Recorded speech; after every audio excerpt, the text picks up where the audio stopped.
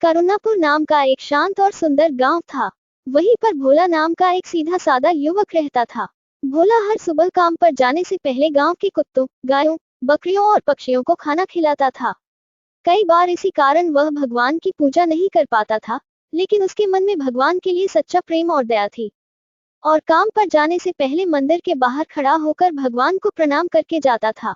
उसी गांव में एक दूसरा आदमी रहता था, धर्मपाल। धर्मपाल रोज मंदिर जाता, घंटों पूजा करता। गांव वाले उसे बहुत धार्मिक मानते थे। लेकिन धर्मपाल का स्वभाव कठोर था। वह रास्ते में आने वाले कुत्तों को मारता, गायों को डंडा मारकर भगाता और पक्षियों को पत्थर मारकर उड़ाता था। एक दिन धर्मपाल पर अचानक बहुत बड़ा संकट आया। उसका व्यापार ठप हो गया। वह बीमार पड़ गया और घर में परेशानी बढ़ गई। उसने मंदिर जाकर बहुत प्रार्थना की, लेकिन उसे राहत नहीं मिली। उसके घर में कलह होने लगी। इस साल बरसात बहुत ज्यादा हुई। लगातार कई दिनों तक बारिश होती रही। नदी का पानी बढ़ता गया और एक रात अचानक गांव में भयंकर बाढ़ आ गई। उस समय भोला खेत से लौट रहा था। पानी इतना तेज था कि वह रास्ते में ही बाढ़ में फंस गया।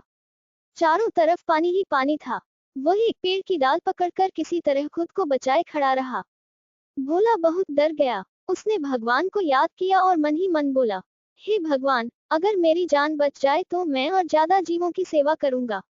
उधर गांव के कुछ लोग नाव लेकर बाढ़ में फंसे लोगों को बचा रहे थे। तभी एक चरवाहे ने भोला को दूर पेड़ पर फंसा देखा। तुरंत नाव वहां ले जाई गई और भोला को सुरक्षित बचा लिया गया।